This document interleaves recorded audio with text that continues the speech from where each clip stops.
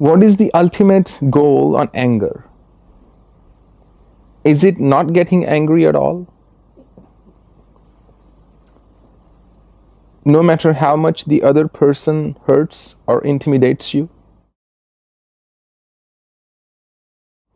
Or is it the ability to suppress your anger? If it is the former, how do you reach a state of not getting angry?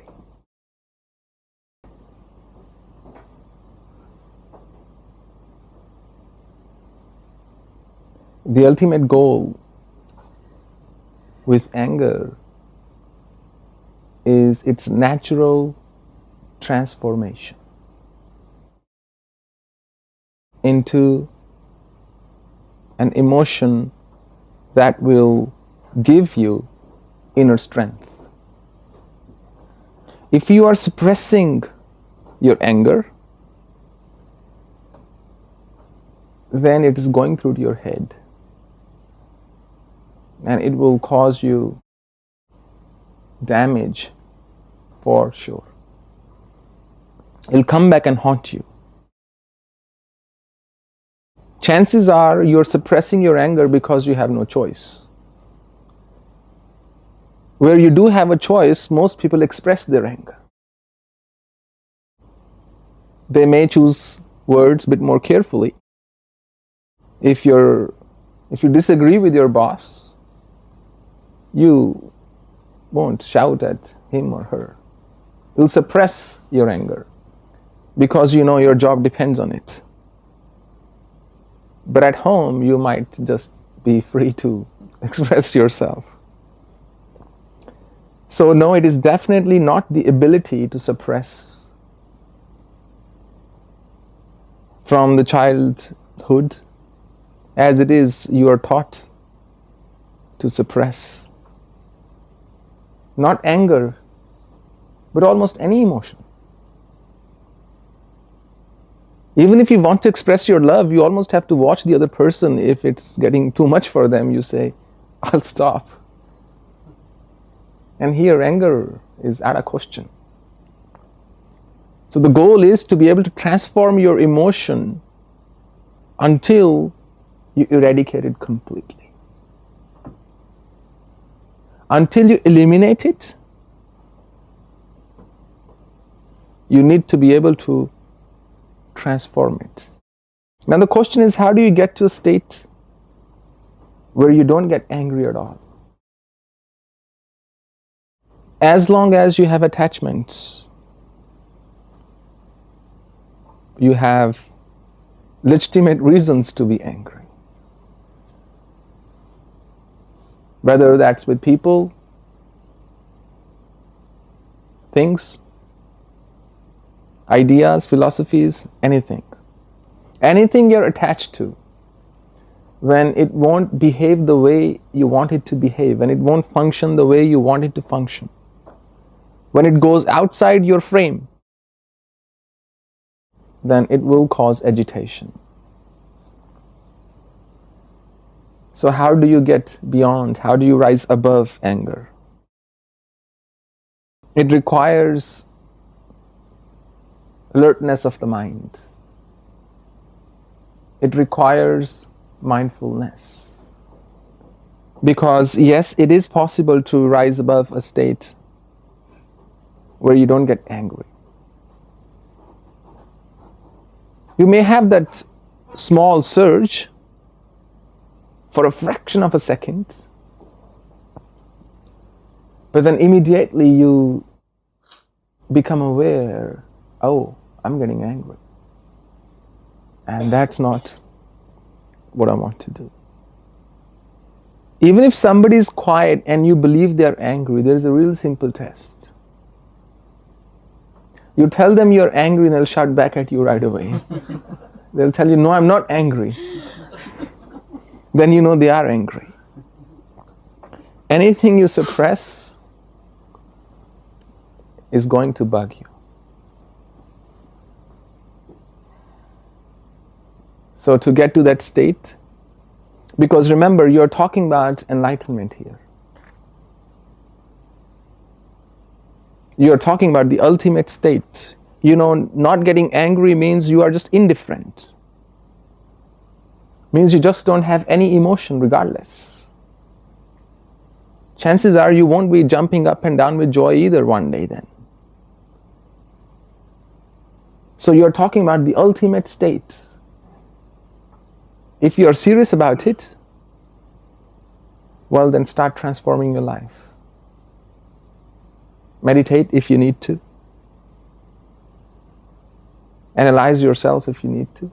Give up whatever you need to.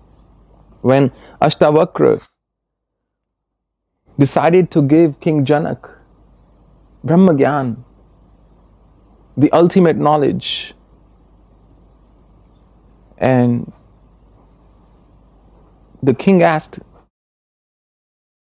how quickly can you give it to me? First thing you need is patience. How quickly can you give it to me? And he said, well, the time it takes you from getting on your horse, from ground to your horse, to saddle it, that's how long it'll take me. He said, well, I can do that much. And he gets the horse there. And he says to the king, Ashtavakra, but tell me, O Rajan, O king, what are you willing to give up for this? And he said, well, I can give you my entire kingdom. And he said, well, I don't need your kingdom. He said, I can give up my life. What's more there to give? He said, what am I going to do with your life? I don't need your life. He said, well, then you tell me, what do you need? He said, can you give up contemplating on material objects? Can you give up that contemplation? If you don't know what I mean, then can you promise to give me your mind? Can you surrender your mind to me? And King Janak said, yes, I do. He took some water in his hand and he promised right there that I give you my mind, and dropped it. He said, okay, now proceed. So the king started to get on the horse and he said, but hang on a minute. Who wants to get on the horse?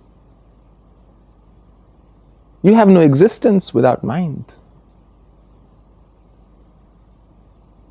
So who wants to get on the horse? You've already given it to me. So who's talking in you? Quieting that internal chatter is enlightenment. Then you know what to accept, what to reject, what to keep, what to discard. If you look at earth, nature, if you throw a seed, if the conditions are right, nature may accept it and will turn into a tree, a plant, a sapling, plant, tree, and so forth. If nature does not accept it, it perishes. And then it becomes the food of millions of microorganisms. But imagine you create something artificial and you give it to nature. For example, polythene. And what does nature do? What does earth do? It just discards it, leaves it as it is. So when people offer you a good seed, you can take it, you can let it perish, or you can learn the art of discarding it. That is entirely in your hands. Nobody can force you to become angry. I was in Atlanta the last weekend and my flight got cancelled on my way back. I waited at the airport for 7 hours. And at the counter, there was this long queue. There was a man behind the counter. He was obviously as stressed as the passengers. If passengers had been there 7 hours, he'd probably been there 10 hours. And people were shouting, people were yelling. I went there and I just smiled and I greeted. And he said, there's so much going on. I said, it's okay, you take your time, I'm in no rush. Because I was coming back, it's not that I had to give a discourse the following morning. I said, I don't care if I lose a few hours of sleep. It was almost 11 at night. I said, it's okay, you take all the time. Just that was contagious enough. He gave me a wide smile. And he said, you know what? I'm going to put you in the best hotel. And he gave me a hotel that was supposed to be for people flying business class. And he gave me a really good hotel. And I said, so should I take a cab? He said, no, there are people waiting. He said, they can wait. He pulled out a map. He took all the time to explain me, you just go here, catch a shuttle, it'll take you right there. And he put me in the most forward seat in the flight in the morning. So I went to the hotel. And I said to the guy, he was a really, really nice person. And I said, you're a very good person. And I was in my robe. And he was a black guy. And he said, coming from you, it means a lot to me. And I said, the beauty is I actually totally mean it. And then he said, do you work out? I said, well, I normally do, but I'm not going to be working out tomorrow. It was already almost midnight by that time. He said, okay, no worries. But let me give you the best room with a view, he said. And I said, actually, more than the view, I just need Wi-Fi because I need to inform some people. I need to get in touch, those who are waiting for me in Atlanta, that if I've left and all that. And he said, it's okay, I'll give you the password.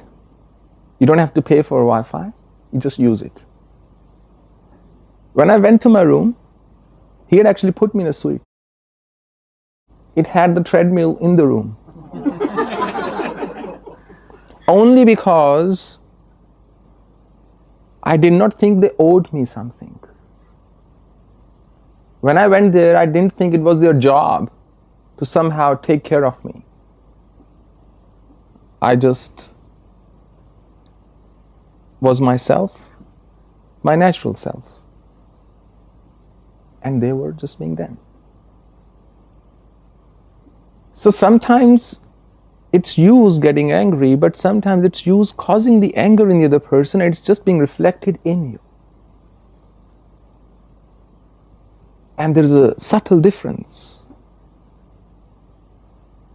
So one of the things concentrative meditation does, it somehow dims your thoughts, your reactions. It's like adding a little time delay in everything you do. You become spontaneous, yet you become slow.